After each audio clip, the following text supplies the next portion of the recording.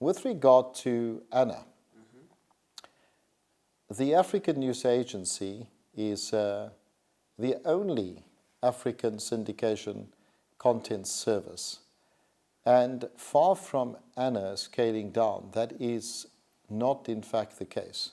So the CEO of ANA or the ANA executives can in fact deal with the restructuring taking place. But I will give you what I believe is happening. The South African media environment itself is very competitive. And in fact, one would even argue overtraded with media entities, in particular on the online space. Secondly, the purpose of a media house must exist, one with a mission to provide good journalism, good content of integrity, and to inform people.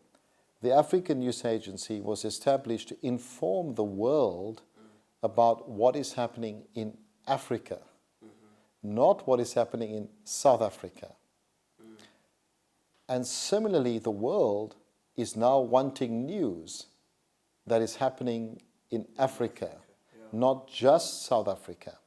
So when the customers for the syndication service are requesting information or bouquet of content, they're asking for content to cover 10, 15, 20 countries. The African News Agency is present in 26 countries through its media partnerships in Africa. What we're finding is they're not asking for South African content.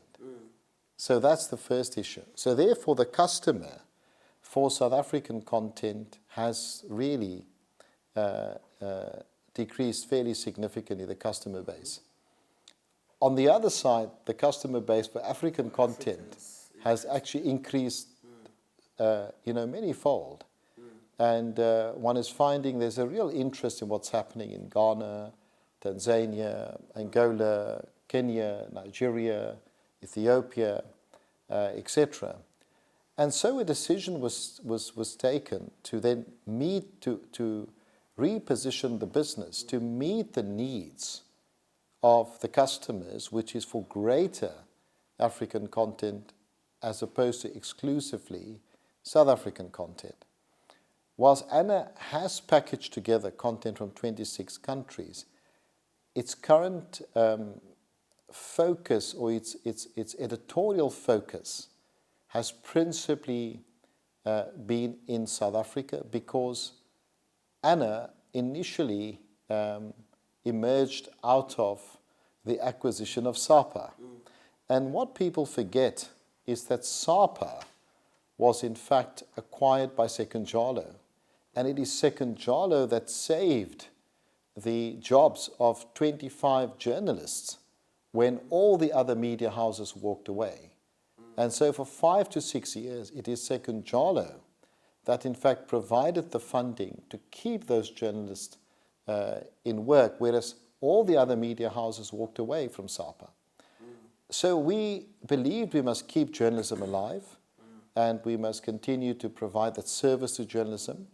And we did so right until now. But we also went to the executive team and we said to them, instead of putting all of your editorial expenditure in South Africa, you need to reposition your editorial expenditure to include bureaus in other African countries and covering 5 regions.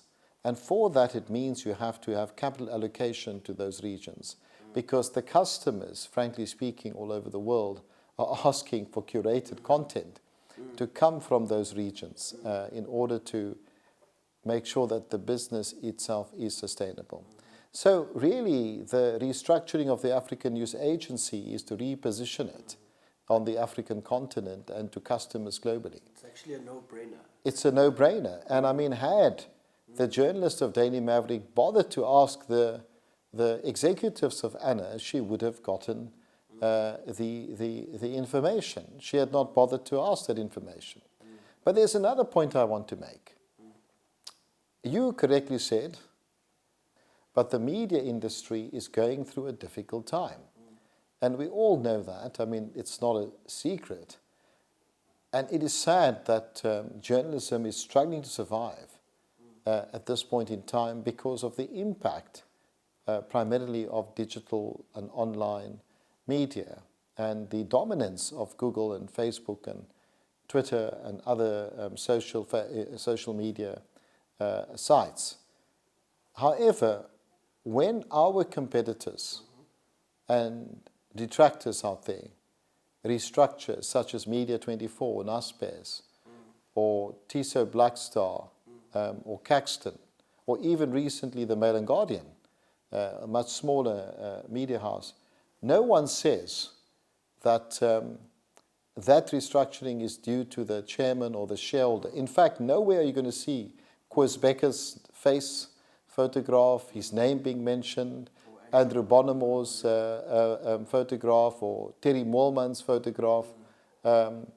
But it's strange that when our media organization restructures, the Daily Maverick chooses to put my photograph and my name there, and that tells you that they're dishonest journalists, that they have an agenda, and the agenda is in fact to tarnish the reputation of our group. Thank you very much.